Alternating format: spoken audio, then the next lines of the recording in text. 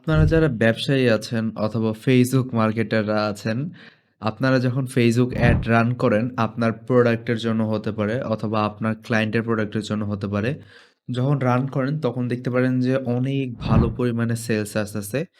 But আস্তে, আস্তে যখন আপনি ২-৩ সপ্তাহ পার করে ফেলেন, এর ভেতরে আপনি হয়তো আপনার অ্যাডের বাজেট বাড়ায় ফেলেন, আপনার রেজাল্ট আরো বেটার আসা শুরু হইতাছে। পরবর্তীতে আরো ৩-৪ সপ্তাহ পরে যেয়ে আপনি দেখেন যে আমার যে Facebook এর যে পারফরম্যান্সটা, লেটস সাপোজ আমি $২ এ ২ টা সেলস পাইতাম। কিন্তু এখন আমি দেখি যে আমার $৩ কেটে নিয়ে যায় কিন্তু আমার সেলস আছে ১ টা অথবা কোনো সময় ১ টাও আসে না। এটাকেই বলে Facebook এড এর পারফরম্যান্স ড্রপ। আপনি যখন Facebook এডটা চালান, আপনার Facebook এর এডের সাথে অবশ্যই আপনি যদি একটা মার্কেটার হয়ে থাকেন, এই প্রবলেম আপনি ফেস করবেন। ঠিক আছে? এই প্রবলেমটা বেসিক্যালি কেন হয়, এটা কিভাবে ফিক্স করতে হবে এবং কি ভেরিয়েশন নিয়ে আসতে হবে আপনার Facebook এডের ভিতরে, সবগুলো বিষয় নিয়ে আমরা আজকের এই ভিডিওতে আলোচনা করব। যে কিভাবে আপনার Facebook অ্যাড আপনি অপটিমাইজেশন করবেন।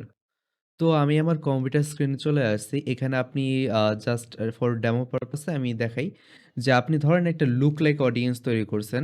যেই লুক লাইক অডিয়েন্স এর সাইজ হচ্ছে যে 6 থেকে 8 মিলিয়ন পিপলের। ঠিক আছে? সো আপনি যখন একটা Facebook অ্যাড রান করেন, আপনার এই সার্কেলটাই হচ্ছে আপনার অডিয়েন্স। এর ভিতরেই Facebook আপনার মানুষকে অ্যাড দেখাবে। ঠিক আছে? সো লেটস সাপোজ আপনি অ্যাডটা শুরু করতে যাচ্ছেন এবং আপনার অ্যাডের বাজেট আপনি কত দিছেন? বাজেট আপনি দিছেন হচ্ছে $30। এবার Facebook কি করবে? Facebook কি আপনার এই 6 থেকে 8 মিলিয়ন মানুষকে একসাথে অ্যাড দেখাবে? না। এইখান থেকে Facebook যেকোনো ছোট একটা অডিয়েন্স গ্যাদার করবে। লেটস সাপোজ এই ফুল বৃত্ত থেকে ফুল অডিয়েন্সের ভিতর থেকে Facebook আপনার এই যে এতটুকু অডিয়েন্স গ্যাদার করছে। ঠিক আছে? সো এইটা আমরা নাম দিয়ে দেই A অডিয়েন্স। সো এখানে আপনি প্রথমত Facebook আপনার এই কয়টা অডিয়েন্সের ভিতরে আপনার অ্যাডটা চালাবে এবং এইটা আপনার মেইনলি কোর অডিয়েন্স থাকবে। Facebook ফুল এনালাইজেশন করার পরে আপনার প্রোডাক্টের সাথে হাইলি ম্যাচড যে মানুষগুলা যারা কিনবে, ওরাই হচ্ছে যে এই A গ্রেডের অডিয়েন্স। ঠিক আছে? সো এই A গ্রেডের কাছে অডিয়েন্সের কাছে যখন আপনার Facebook অ্যাডটা পৌঁছায়, তখন ওরা দেখা যায় যে খুবই সহজে পারচেজ করে ফেলে। ঠিক আছে? যারা পারচেজ করে ফেলে তারা তো গেল এবং যারা পারচেজ করে না, সো ওরা তো আপনার প্রোডাক্ট কিনতেছে না। ওদের আপনি যখন আবার সেম অ্যাড দেখান, তখনই মেইনলি হচ্ছে যে আপনার ফেসবুকের অ্যাড যে ফাটিগটা এটা হয়ে যায়। এখন এটা থেকে বের হওয়ার জন্য আপনার এই যে বাইরে যে দুনিয়াটা, এর বাইরে যে দুনিয়াটা, এটার ভিতরে পৌঁছে যেতে হবে, রাইট? সো এটার ভিতরে পৌঁছানোর জন্য আপনার কি করতে হবে? আপনার ফেসবুক অ্যাড বাজেট বাড়াইতে হবে। ঠিক আছে? So add budget increase. So আমরা জানি আমরা ডেইলি হচ্ছে যে 20 থেকে 30% করে ফেসবুক অ্যাড বাজেট বাড়াতে পারি। যাই হোক ওইটা আমরা অন্য কোনো বিষয়ে অন্য কোনো ভিডিওতে আলোচনা করব। সো আপনি যখন এখানে ফেসবুক অ্যাড এর বাজেটটা বাড়ায় ফেলবেন, তারপরে ফেসবুক আপনার কি করবে? আপনার যে অডিয়েন্সটা এইটা হয়তো এইখান থেকে এই এতটুকু বড় করবে। ঠিক আছে? সো এতটুকু বড় করবে। আমি যদি আরেকটু বড় করে দেই, ধরেন এতটুকু বড় করবে। ঠিক আছে? সো এই যে বৃত্ত B, ঠিক আছে? এই যে বৃত্ত B, এটা কিন্তু আপনার হাইলি টার্গেটেড অডিয়েন্স না। আপনার হাইলি কোর যে টার্গেটেড অডিয়েন্সটা A, এইটা আপনার কোর টার্গেটিং অডিয়েন্স ছিল। বাট B তে যেটা আসছে, এইটা কিন্তু আপনার হাইলি টার্গেটেড অডিয়েন্স না। সুতরাং এখানে যখন আপনি Facebook অ্যাডটা চালাবেন, there is a high chance যে আপনার Facebook অ্যাডটা গ্রুপ A এর তুলনায় খারাপ পারফরম্যান্স করবে। তবে এইটা যখন আপনি নতুন অডিয়েন্সের কাছে পৌঁছাবেন, আপনার পৌঁছাতে যে গ্রুপ এ তে যেই অ্যাড ক্রিয়েটিভিটি ব্যবহার করছেন, ওইটা কিন্তু অ্যাড ফাটিক হয়ে যাওয়ার সম্ভাবনা অনেক বেশি।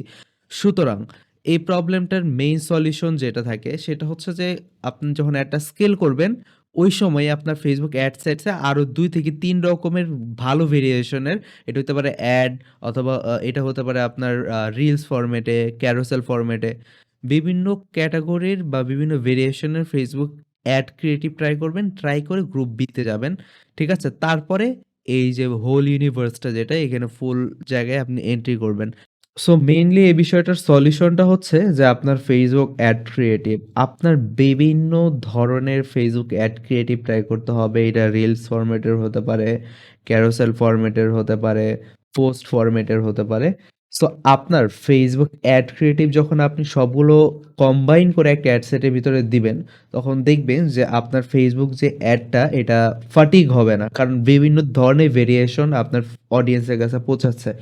আপনি জাস্ট নিজেই দেখেন, আপনাকে যদি আমি সকালে এক ধরনের অ্যাড দেখাই এবং আপনাকে সেই ওইদিনই বিকেলে আরেক ধরনের অ্যাড দেখাই, আপনার কিন্তু কনভিন্স হওয়ার চান্সটা অনেক বেশি হাই। কারণ আপনি একই কনটেন্ট রিপিটেডলি দেখছেন না। আপনাকে অনেক ভেরিয়েশন প্রোভাইড করা হচ্ছে। ঠিক আছে?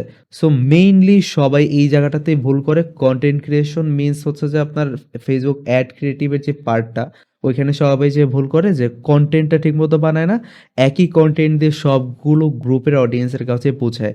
মনে রাখবেন এই গ্রুপ বি এর যে অডিয়েন্সগুলো ওদের সাথে রেলেভেন্স রাখতে হবে, রাইট? আপনার এই যে অ্যাডটা দিচ্ছেন এটা যেন ওদের রেলেভেন্ট লাগে, ঠিক আছে? ওদের পেইন পয়েন্টে হিট করে। এই সমস্ত বিষয় আপনার মাথায় রেখে আপনারা যখন কনটেন্ট বানাবেন এবং অ্যাড বানাবেন, আপনার ডেফিনিটলি আপনার Facebook অ্যাড থেকে আপনি ভালো একটা রিটার্ন নিয়ে আসতে পারবেন।